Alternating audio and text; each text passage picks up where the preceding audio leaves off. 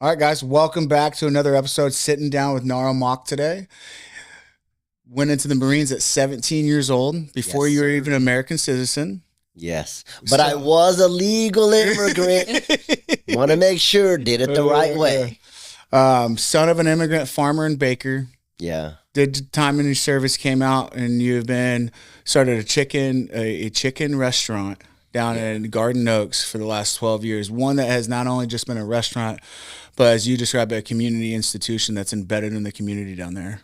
I want to say thank you for taking time out of your day to join us today. It's an honor to have you here, and welcome. well, I Thank you. appreciate you guys having me and coming over here and speaking with y'all and being a part of your program. You all doing amazing stuff too, so I appreciate you guys. Absolutely. We've had the pleasure of networking with Naro many times at many events. Oh yeah, First time that we're going to have an uninterrupted conversation for about an hour, so I'm really I know, excited. right? Oh, finally. No distractions. No distractions. Then kick it kind of right off. Let's talk about being a son of an immigrant farmer, baker, coming in as a legal, The correct path. the correct Correct. path. Lots of paperwork. Lots of paperwork, and going into the Marines at 17, Yeah. and kind of talk about your childhood coming here and your origin story. I want to know all about you. Well, first off, when we first came here, we had nothing. So my family loves this country. I've served, my second brother served in the Navy, cousins in the Army, cousins in the Air Force. We are a family of believing in giving back. We are about as American as they come. Like I have conversations with family members, like we lost everything when we came here. And this And where country- did you I came here when I was like 3 or 4 from? from Cambodia. From Cambodia. Yeah. So when we immigrated over here, this country embraced us, There's social programs that helped, our family get on our feet. And throughout time and hard work, we started out, in the farms, picking cucumbers, tomatoes. I remember pulling the buckets and then Did you move right here to Texas? Was we that- came to Texas in the 80s, but Texas in the 80s was pretty challenging back then, So we kind of beelined it to California where the ag business was, is really large over there. And pretty much that's what my family at that time was really qualified to do. Okay. We didn't speak English. We were in a brand new country and not too many Cambodians around, Yeah. So going that route, we learned the rules of working hard and, sticking to it. And through that process, we were able to get our community together. My dad started his first donut shop after like 10 years plus of just scraping.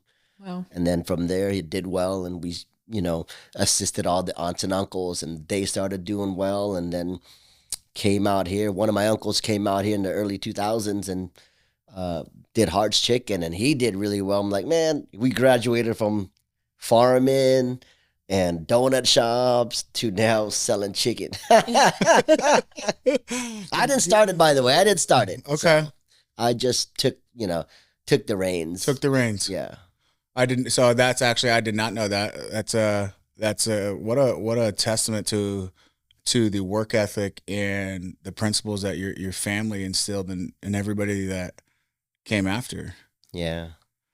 What prompted your parents making that move from Cambodia over to America? Well, that was like in the late 70s. There's the Vietnam War sprouting up. The killing fields took over. I'm not sure if you're familiar with the killing fields. And that was the second biggest genocide, so we were escaping persecution. That's why we were lucky enough and fortunate enough to come here, and America's opened its arms. And trust me, we're paying it back in taxes. We're paying it back in taxes. Every single one of us. Appreciate You that. got us. No, and that's, like I said, I didn't know the full origin story. We've had brief conversations at different events and whatnot, but it's I don't want to say it's funny, but it's definitely a different. You can hear the different perspectives, because right when I said son of of an immigrant farmer and baker, you're like, but the right way. We did it the right way, Yeah. and we've had similar conversations with Nick Tran, Yeah. and hearing his testimony and his journey over to Americas, and the patriotism runs thick, Oh, yeah. and so I just want, thank you. I think it's becoming I don't want to say a dying trait, but one that needs to be revitalized in this country there's things that every country needs to change, but having patriotism for your country and love for your country of wanting it to do better and doing the right ways is a rare commodity that we run across. You know, people, when I was in the Marine Corps, right, even some folks now, they don't realize you don't have to be a citizen to serve the country. You just have to have a social security number. And then once you have a social security number, you can join the service. But, you know, there's a lot of us that aren't citizens that do join the service, you know, and that's the most beautiful part about this country, you know, Levi, like it's all voluntary. And if you go into our branches, you'll see every language, every dialect, every spoken word, you know, and these are all Americans from the East Coast, West Coast, North and South Coast coming together to serve our country. And y'all already experienced it, you know, once you're at that duty station, guess what? I'm stuck with you. I might not understand you. I might not even like you, but I'm stuck with you, right? And then through that time there of just, you know, time does this amazing thing where it pulls people together and then you learn about each other. Then all of a sudden, you know what? Levi's not too bad, man. You know, he introduced me to Alabama. Never heard of Alabama. Thought it was a state, you know. AC/DC was just battery currents, but man, that band is pretty awesome. You're so funny. Yeah. That's so true. Yeah. It is. And we talk about, we talk about a lot of, you might not even like you, right? Yeah. And when we ran our events and we ran those masterminds, it's people, when they talk about a recurring theme, what they miss after getting out of the military is the brotherhood, the camaraderie, you know, the sisterhood that the relationships and the bonds you form. Yeah. But the missing ingredient in that equation is not because you had all these awesome experiences, it's because you endured the suck together. Yeah, the suck, man. Right. And so it's like, and that's going into business, business is not a highlight reel. It is not a highlight reel. It ain't Iron Chef where the real work is at the editing floor. Everyone's all dressed nice, AC, great makeup. No, it's a grind. You guys already know that. Yeah. And so that's where being able to bring people together and talk about, in business, everybody goes through the same problems, a little bit different in different times in their journey, but having a platform, having a community to come into and be able to talk about those and bounce ideas off each other and hear that, you know, your struggle or your struggles might be different, but it's still a struggle, you know, you know, and so again, we're super honored to have you here to talk about it. Going in, so why the Marines at 17? Because the uniform, man. Come on.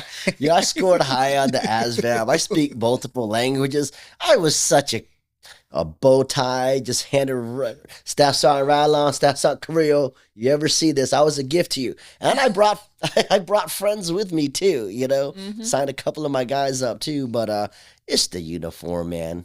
And it's the Marine Corps. I mean, they do have the sharpest uniforms. You know, and I just wanted to shoot gun, travel, and meet girls. Yep. That's all I wanted to do in infantry was it. So. And so that's what your MO, you went in infantry? Yeah. Sure, the audience is dying to know what's your favorite color, your flavor that you prefer on the Crayola? Depends. On Mondays, I'm a green guy on Mondays.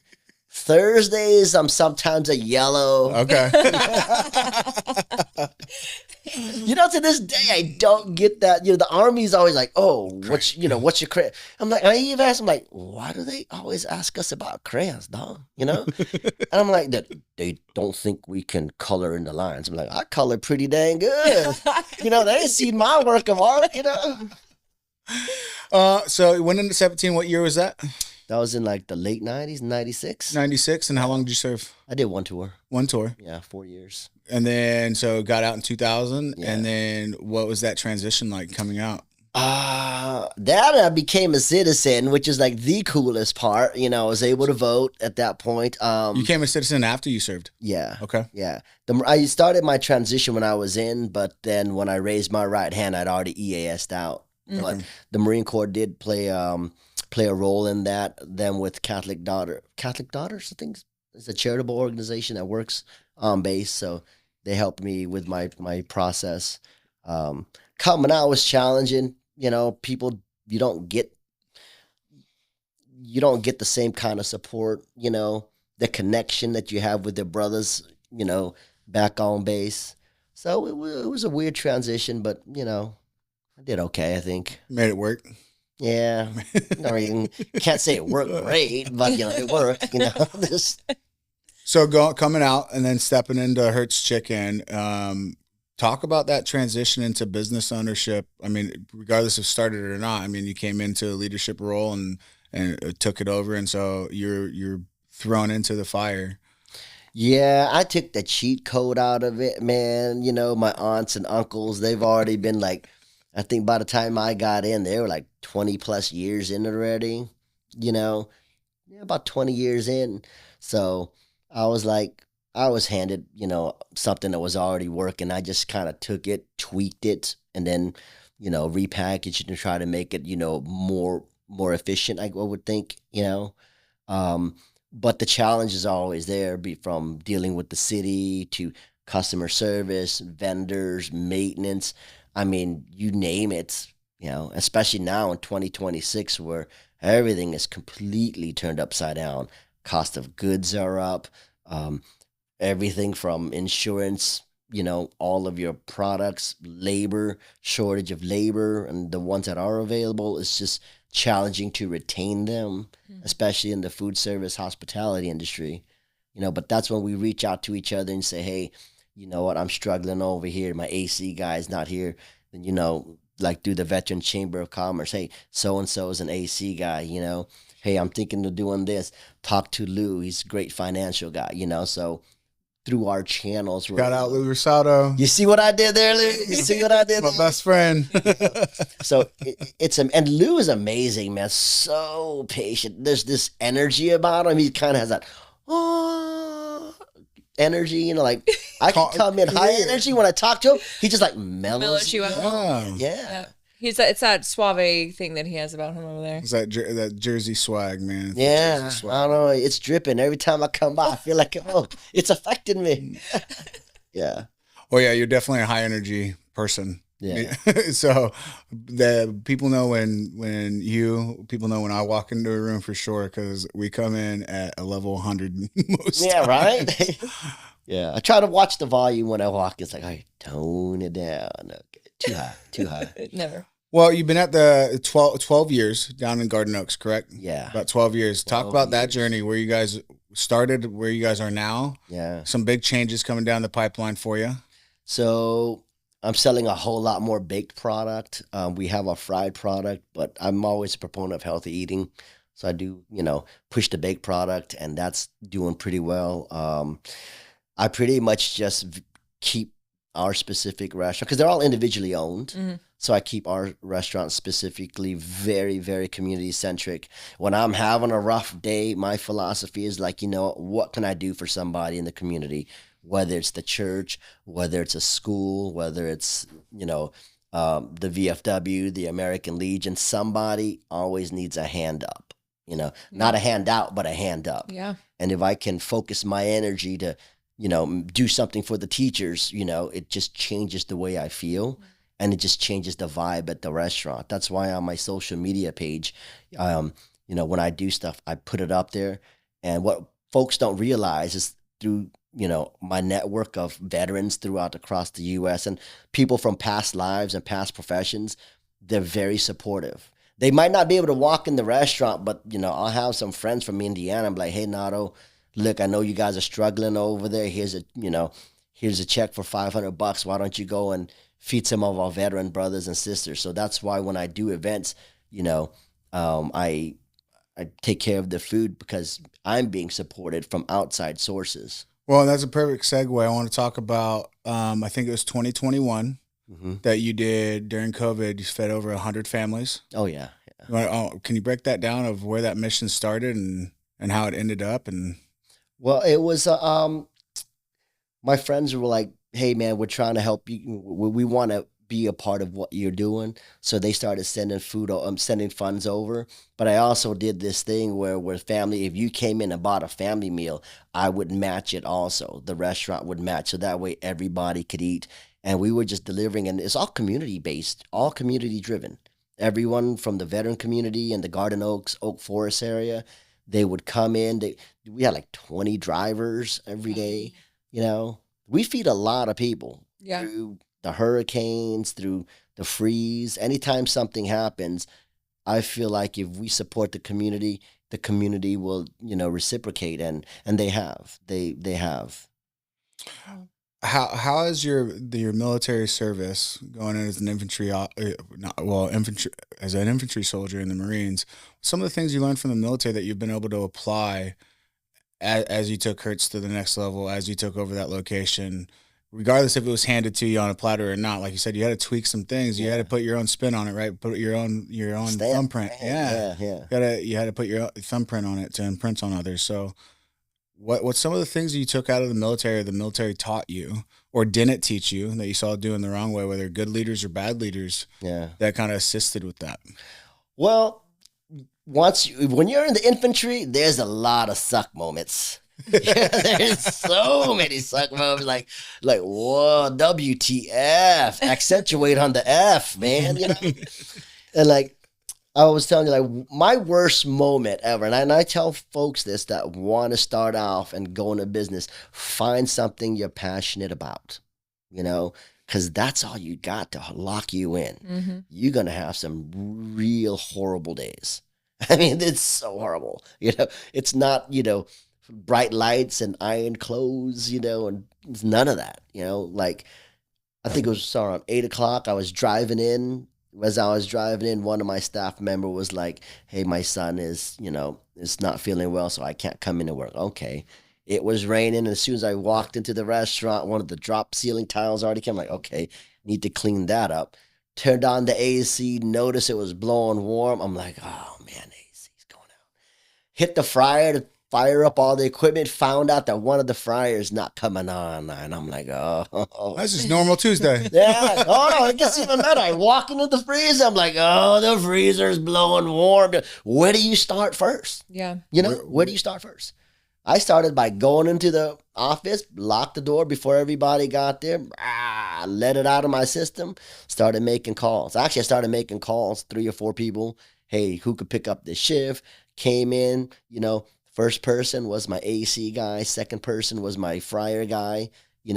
Third person was my uncle, who ended up coming like 2 hours later to repair, started cleaning up. And that's what the military, especially the Marine Corps and the infantry, there's so much chaos, but it's controlled, Take a deep breath, man. We're in the suck right now. 15s, 50s. We're in the suck right now, but guess what? The suck doesn't suck forever. It's just how long? Let's grind it out. Yeah. And that's when, you just one thing at a time. Take a deep breath, Cleaned up the tile, put in a new tile. Okay, check. Build that. Okay, so-and-so could come in probably about an hour late. Check. The AC guy's on his way. Okay, check. Uncle's on his way. Okay, now we're going to start with the fryer. By the end of the day, everything gets done, You're getting stressed out over problems that aren't solved yet. All it is a waste of emotion, waste of energy, right? It so is. So B does a really good job, building with her that I keep my composure. I'll probably keep my composure a little bit better than you do sometimes. Oh yeah. But I have to have that moment to kind of let it out. Oh yeah. It's like, and my moments have been as simple as screaming or Taking a cactus to punch in a wood. We have a wood cactus on our house, and it was just like probably one of the. It was the least expensive thing to break. Right? Yeah, What do I have to pay to fix the wall? What do I need to? Okay. And it was like all these things, and I walked by, and I told myself, I was like, "Don't do it," and I was like, "Oh yeah, I'm fucking."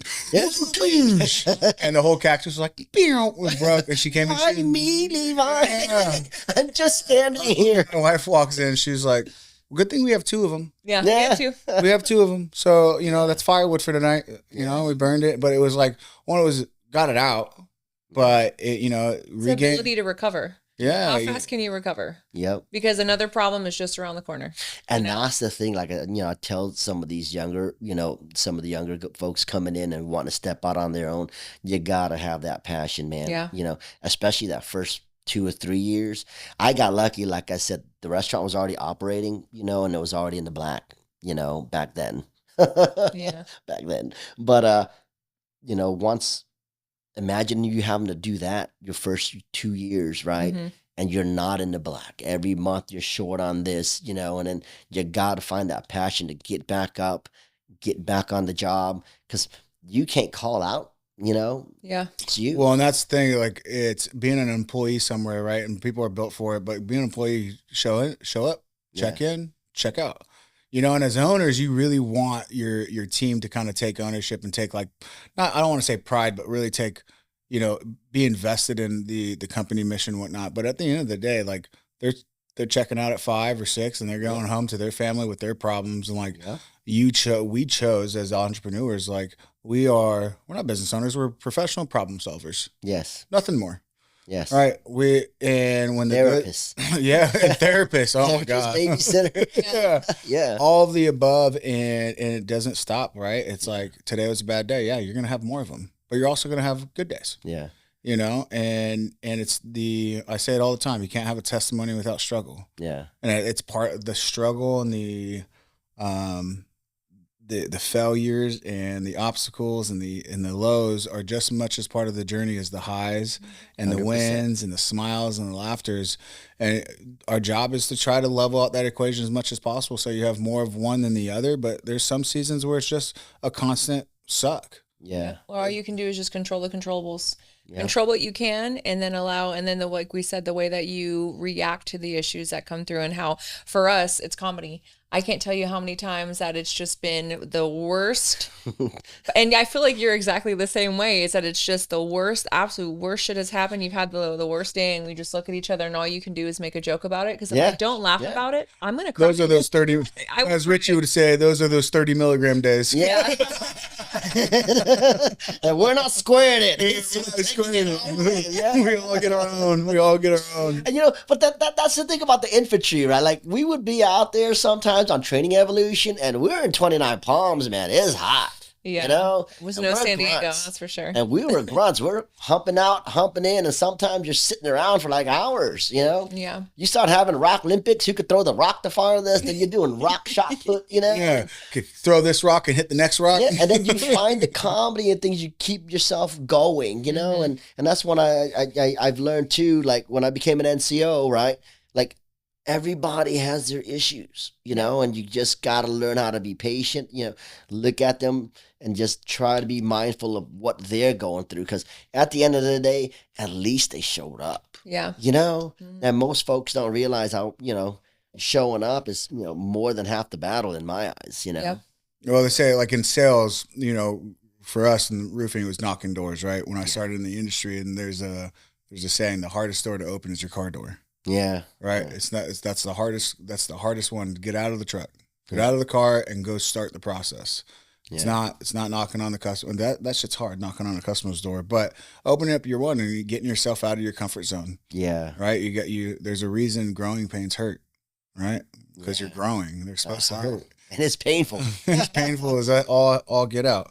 But it gets better though. It gets a lot better if you can get through that, you know, especially in the restaurant industry. I love sitting in the back, watching people eat, listening to them talk, you know, their kids. I've seen kids from, you know, the age of 10, now all of a sudden they're all in college, you know, some become professionals, become law enforcement officers. They'll come back. I've seen kids, you know, go off to boot camp and they'll come back like, chicken man, look at me. Like, I love that. Look good, you know? You know, it's funny, the Heart's chicken, and you keep saying Hertz, but it's actually Heart's chicken. Heart's chicken. When I was growing up, my dad, we used to take us there all the time. So we lived out in Katy, so obviously it was a different franchise, but I have such good memories. Like I've probably eaten more chicken liver and chicken hearts than most people have because we went there all the time. And one thing that I do know about at least Hearts in general is that they've always given back to, I mean, my dad was an HPD officer for about 24 years. And that was one of the main reasons why we frequented Hearts, was because they were so supportive of law enforcement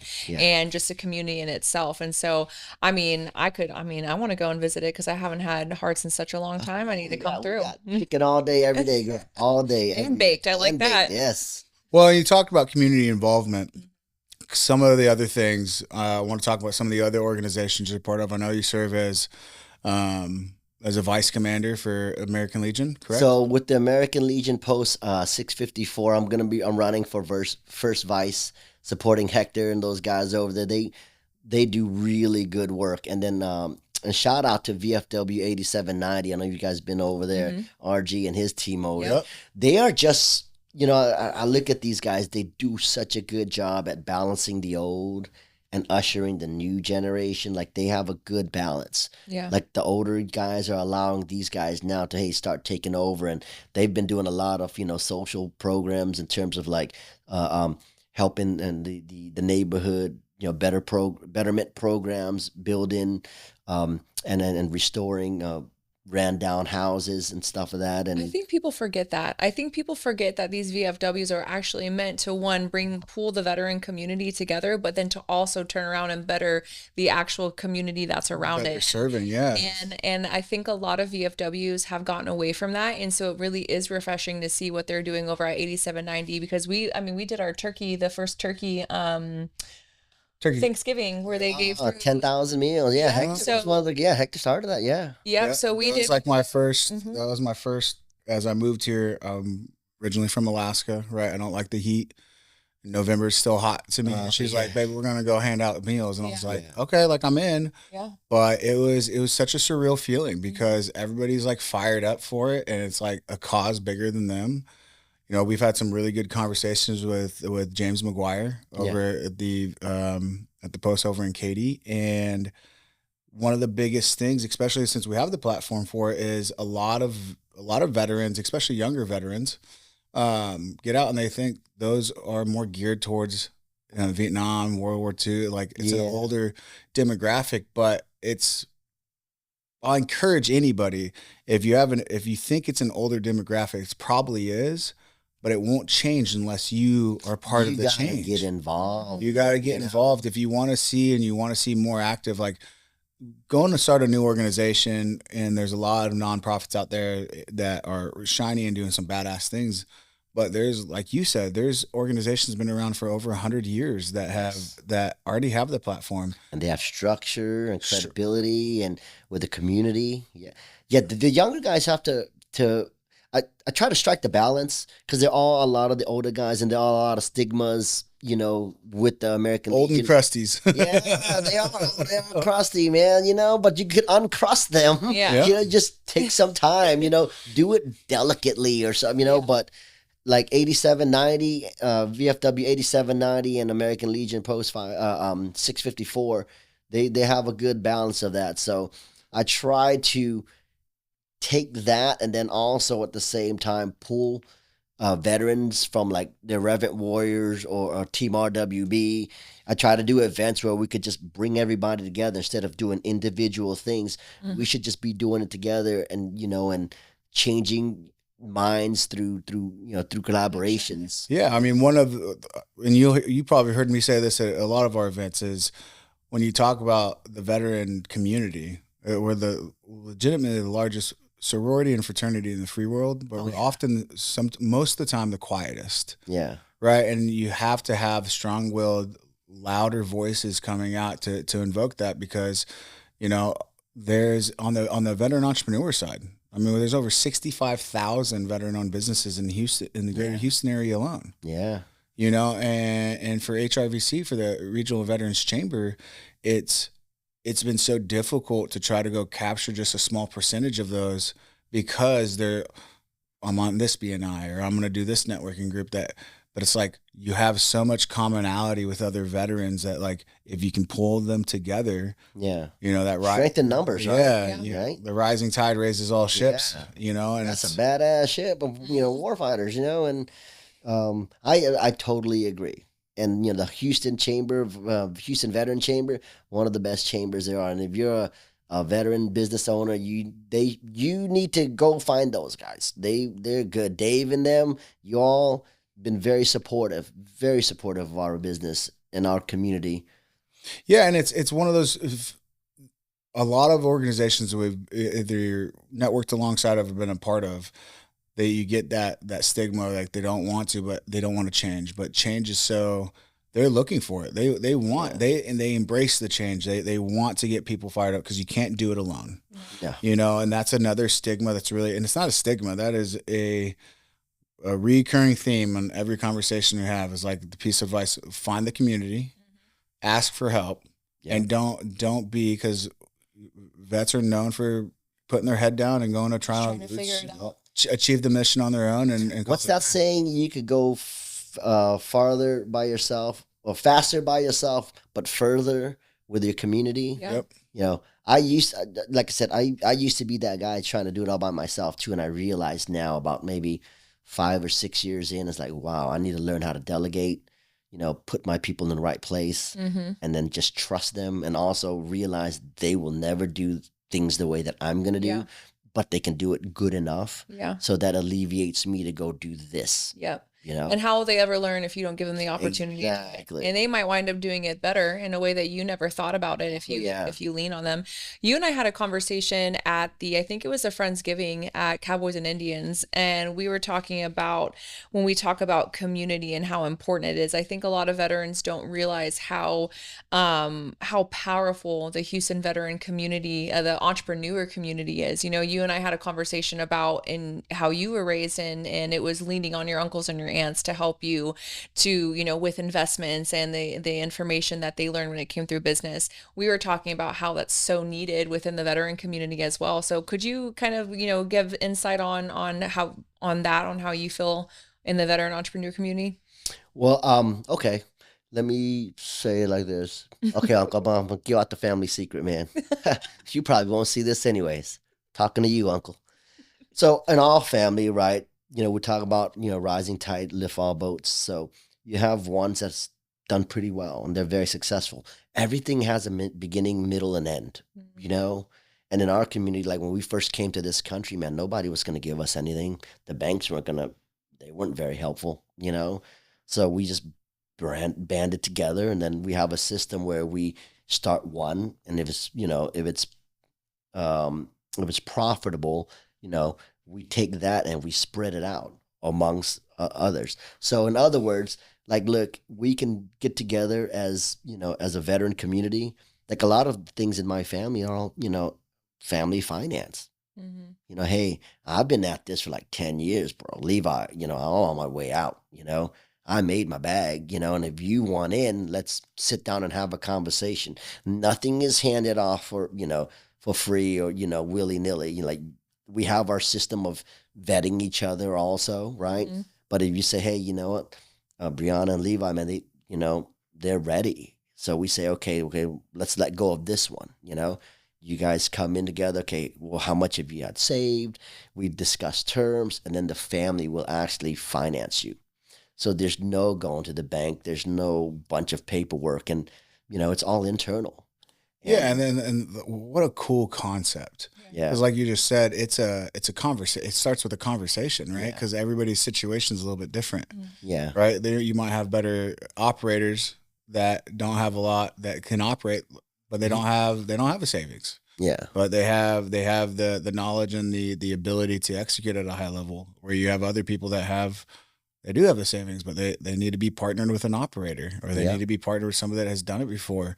And that has been in our opinion, or I'd say my opinion, but our opinion has been a missing ingredient within, especially when you have just in Houston, 65,000 veteran. If you are able to bring those in together, imagine how many resources can really be pooled. Oh yeah, we could do a lot. And Brianna, circling back to what you were saying, you're right. You know, once you learn how to let go of some of the responsibilities, you will find that, you know, folks will surprise you. You know, they might just do it better than you. And as the operator, you know, as the owner operator, I would caution small business owners to think outside of themselves. You know, you have a vision, but understand that you are just one person. And it took me years to refine that skill set too, to trust my guys, right? Well, I'd say the biggest bottleneck that we run into with young entrepreneurs or veteran entrepreneurs is themselves. Yeah. Right. Yeah. They are the cog in the machine. Yep. It runs well, but the reason it can't run better or grow is because they have a problem. I was guilty of it myself, right? Yeah. They have a problem letting go, but being an entrepreneur, being a business owner starts off as being an operator first, but at some point we made a joke. You turn into a therapist. Yeah. You turn into, babysitter. Mechanic. there's difference between being a boss and a leader, right? Yes. And I want you to kind of dive into what being a boss versus a leader is in your heart. So for me, it was like when I guess I became better when I realized, hey, instead of just trying to sit there and micromanage every step of the way, I started delegating, right? And then I realized, and I was kind of forced into it too, because there was road construction. After I purchased the restaurant from my uncle, road construction started about a year, maybe a year and a half later.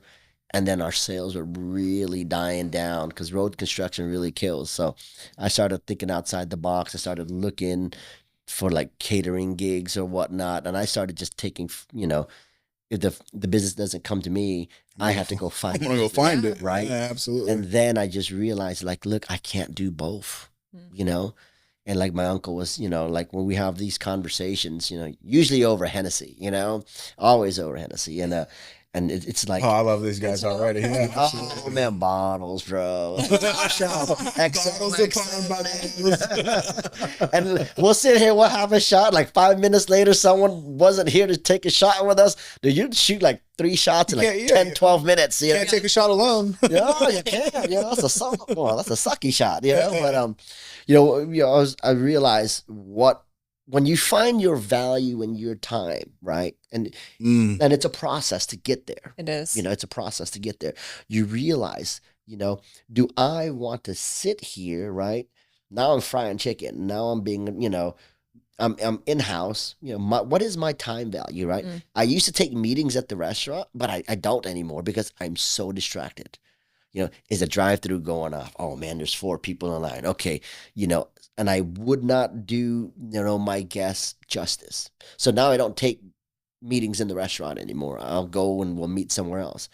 But when I'm over there, I could land a catering gig, that will boost the restaurant up. Whereas if I'm sitting there, I can't do that. Yeah. I can't go to, our chamber meetings. I can't go to other events. I can't have lunch with so and so that's the VP at this company. When would you say in that journey, how long did it take you kind of get to that point or that realization? About 7 years in. Yeah. See, and I'm so glad that you said that, because I was going to circle back, because you also have these people that think as soon as they start their business, well, my time is very valuable. Yeah. I don't no, the fuck is not. I don't Glitter all over your face. Can I do that? Did it. It's there. Editing floor. No, this is raw and real, but it's you get to the point where some people step in and they think that their time is far more valuable, but you just said it took you 7 years to get to the point to where you removed yourself from being the operator of the business and being able to work on the business as opposed to being in the business. Yes. And so that's so important to differentiate, because when you need to circle back to it, we talk to people and they're like, something's not going right. Me, when we decided to build a sales team out, my initial thought was like, I'm going to do it different than other people. I'm great at sales, but I'm more of a production, processes, systems, operations, and things like that. So I was like, I'm going to run production. I'm going to pay a pretty penny to bring a sales manager in, to train up the sales team to do all the recruiting. And it bit me my ass, and it was almost like this fallacy that I convinced myself that.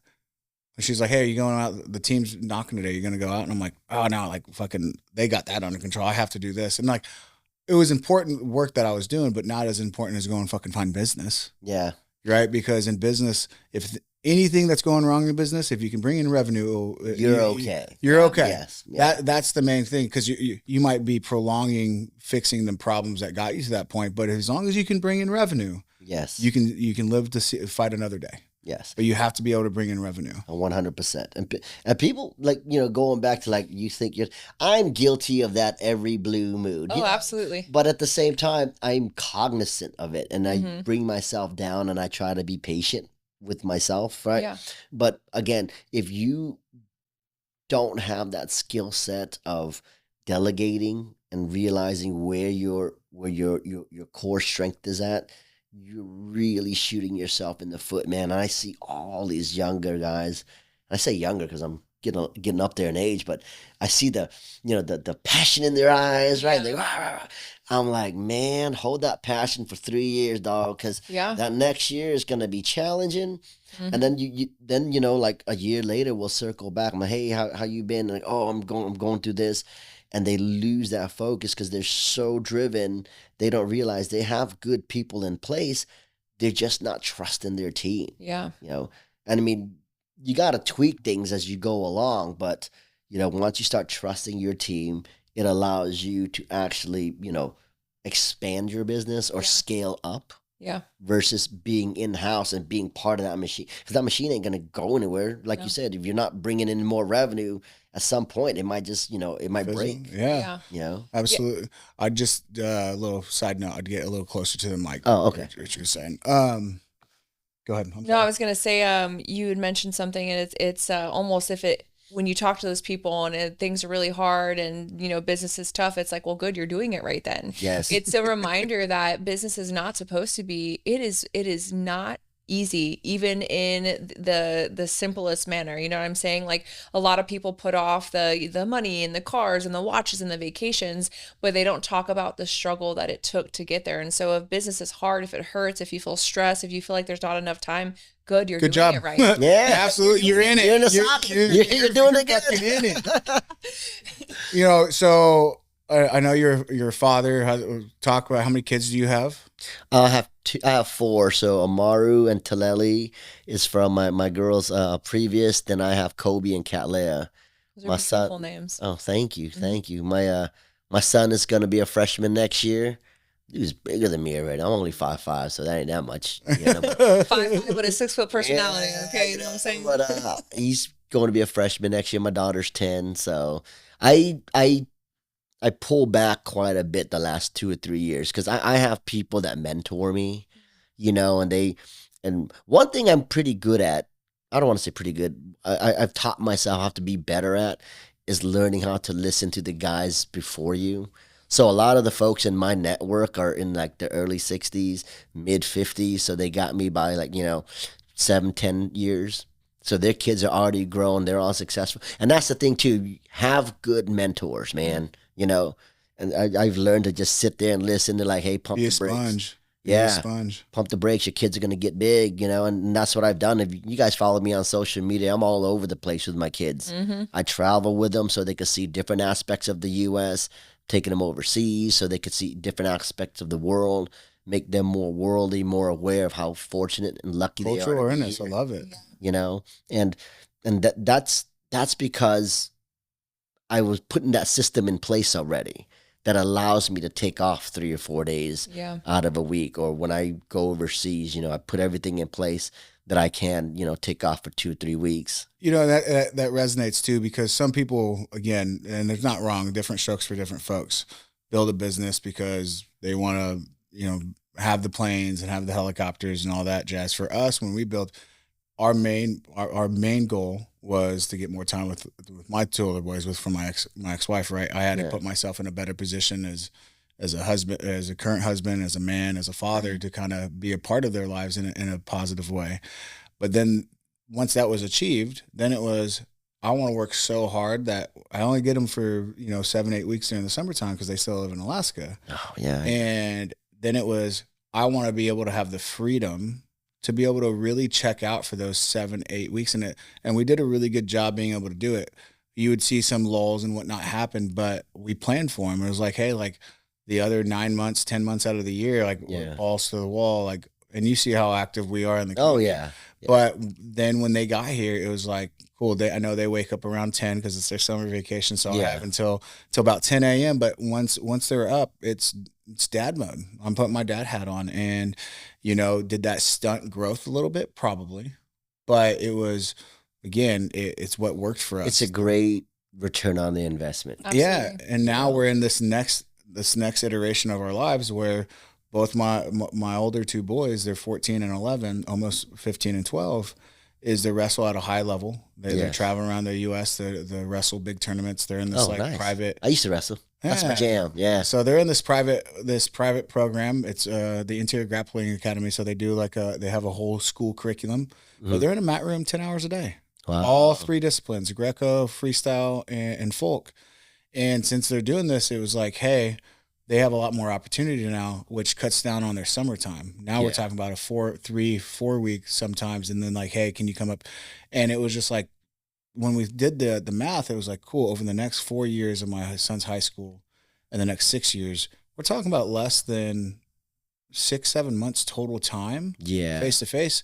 And we had a really rough year on the roofing side of things. And it was like, hey, do we go dive all in, put all of our eggs back in that basket? Cause we know how to execute really well in that business.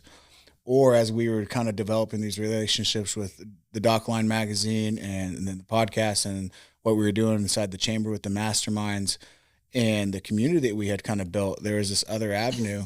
And it doesn't mean it's easier. It's it's still the same amount of executing power, the same amount of bandwidth, if not more. Yeah. But now we get to hit the road here in 2.5 weeks, say goodbye to Texas for a while, and we get to hit the road and take this onto the road. But our destination is we're going to be in Alaska, so we can watch every wrestling match. Man, I'm We so can excited for you we guys. can travel and watch their So tournaments, excited. right? While still being able to achieve some of the business things that we want to, maybe a little slower, but in a way that supports the life that we want. Because, like you said, once they're grown, they're grown. You don't get to hit the fucking rewind button. Nope. And you still go back to work after they started their lives, you know? Yeah. And then that's, because of my mentors, I picked that up, like I said, the last 2 years, I didn't want to say check out. I just pumped the brakes on a lot of my day to day. Your focus was just a little different. Yeah, I shift my focus more towards family. Make a lot less, because if I'm not there, I'm hiring more staff to keep it going. Right. You take a hit on the monetary side, but it's okay because on the family side and the emotional and the mental side, especially our mental health, it really helps. Well, and then you said you had to hire more staff. The overhead goes up. Mm-hmm. But one of the things that we always say is like, when you break through a ceiling, you set a new floor. Mm-hmm. But you still drop down, right? You might be making this, but in order to hire more people, you're going to take a hit, Yes. right? You're going to take a hit, but now you have that machine's at a better structured machine to where now you can surpass your old ceiling eventually, but you kind of had to backtrack to get onto that new track. And it's just like constant level up game, but you're going to level down at sometimes. But again, the trade-off and understanding what that overall vision is for you and your family and what you're achieving before. I look back and I talk to these, young kids, and I say kids, but 22, 23 years old. No family, no girlfriend. They're out of the military and they're like, I don't know what I want to do. I'm like, you literally have the world at your fucking fingertips. Do anything. This is the opportunity that you can go get a studio apartment where you hear the train tracks because it's cheap. It's You just wake up, but don't be at your house. Yeah.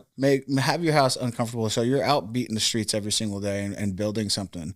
If that's what you're destined. Yeah, find that passion, because when times get hard, you have to be able to fall back on something, and that has to be that vision, that those principles and that passion that you're going after. And at 22, you have the time to make mistakes, man. You make a mistake, you got Nobody's that counting X on amount of you. years to bounce back. You get to my age and you make one big mistake, it's going to take, you might not be able to recover. And by all means, I've made some mistakes, and I'm glad that it was done in my early mid-20s and early 30s, that I was able to bounce back, but I've learned from it, I've learned quite a bit from it, and I take that and I try to pass that along to my kids. And it's gotten easier for me now because my 2 older ones are now in the restaurant. They're actually excited about how things are working. So I'm like, that's such a cool dude, experience. I wish I would have I hated the restaurant industry, man. To be honest with you, have you ever read that book, The Alchemist by Yes. Pablo A Coelho? long time ago, yeah. I'm that kid. I was like, I spent 25 years, 30 years staying away from the food business, only to find myself right back into it, And it's different now because people think I sell fried chicken. I do. But that's not what That's the really do. product. That's the ship. That's the product. That's my engine. What I do is I connect the community. I connect other people, and I don't really answer to anybody, Like one of my principals, that I work with, hey, Nora, I'm trying to do something for the teachers over here. I have 250 teachers, admin, and staff. I'm like, hey, don't worry about it. Just give me a date. We're not talking about sandwiches, not protein, sides, and everything. Then I get on the horn, hey, I'm trying to feed these guys over here. Can I get some help, fellas? Then all of a sudden, you'll see it, bang, bang, bang. Okay. Amazing. Now all the funds come in from around the U.S., even some from overseas, and they're like, hey, here you go. My budget is I need to get up to X amount of dollars. Then I go feed the teachers, Well, that's the thing, like professional problem solvers, right? And then coming in, and there's always different seasons and different hurdles. You're facing probably one of the bigger ones that you've faced since you started with.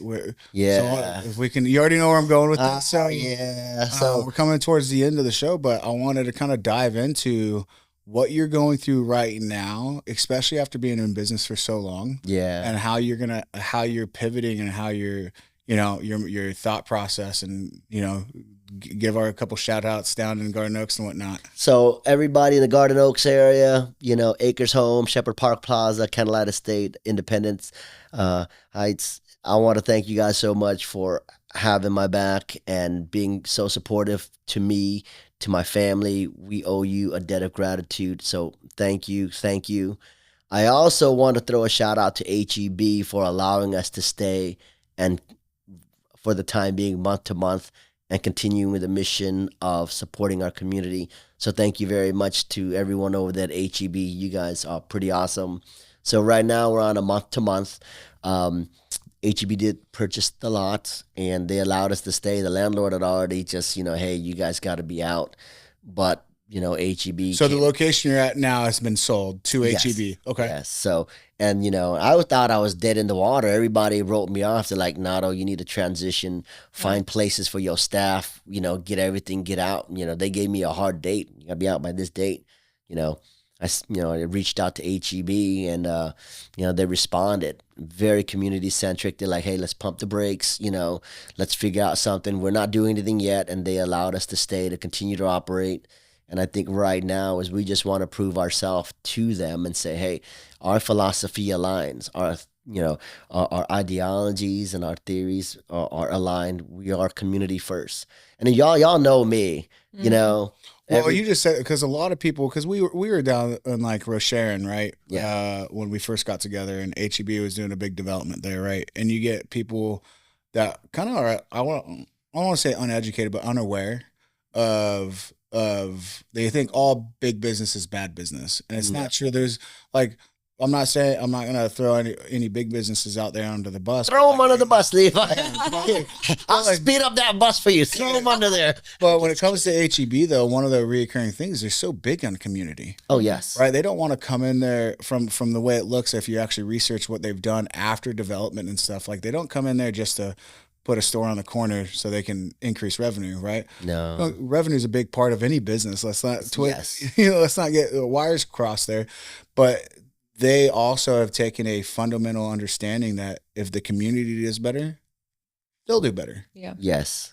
And so kind of go into like how that them being HEB, being communicated, because like you have a Walmart that goes into places like when they came into Alaska, like a lot of mom and pop shops, they just underprice, they get people out because that's their business model, or it was at the time. And kind of talk about the differences there, because it's a huge thing that I think people, especially in that community, should know about. Yeah, the community's been really great. They started a petition, and my focus is this, Levi, Brianna, I'm just gonna do me. I'm blessed for the next day. And I tell and here's a great thing, nobody in my staff flew the coop. Usually when you hear things like this, everybody's gone. They're thinking about themselves, think about my family. I don't know if we're going to be here next month. Which is not the wrong decision. It's so not. And I wouldn't fault them, but they didn't. All my staff are still there. I've actually hired 1 or 2 new people, right? And I'm just going to continue to do me. And I'm always going to be grateful for that next day in business, and HEB has a lot to say. This is, I'm at the whims of their blessings. But HEB, if you're listening, I hope you're listening, because Levi got something to say. Yeah, just keep an eye on this, because when you guys are fully built out, there's probably not a better community institution to have I'm not talking about your other drive-throughs, but talking about somebody that's been in the community for over 12 years, that have done the food drives, that has done feeding the families, that show up when natural disasters hit. There's not a better partner to have in collaboration that could be in the parking lot of HEB than this man right here. Thank you. You know, my family's been there for like 25 years. Wow. I've just happened to be there the last 12, you know. And I really don't want that to die on my on my watch. You speak so good English, Dotto. Yeah, on your watch. Like, it's not my fault, man. This is your fault. Well, as we close out, one thing that we always like to do is assume that every veteran entrepreneur is listening in right now, regardless of where they're at in their journey of entrepreneurship, or somebody just exiting out of the military. Yeah. They don't know if they want to go into the workforce, or they have this tick in their brain and their gut that they kind of want to be a business owner. What's a piece of advice that you could give the masses right now that they could take home and implement that you'd give? I would say if you have an inkling of working for yourself, you're already an entrepreneur. Find what it is that you're passionate about. Find things to connect that passion with your market. And when you can connect those two, it's not about the product, it's about you. And if you can do that, you will be successful. Because, you know, there's a lot of chicken places. There's a lot of roofers. Mm-hmm. There's only one Brianna and one Levi. Right? Yep. There's only one chicken man. Well, guys, thanks again for tuning in to Forge in Business. As always, I'm Levi. I'm B. And we'll see you next time. Take care. Thank you. I almost fell out of my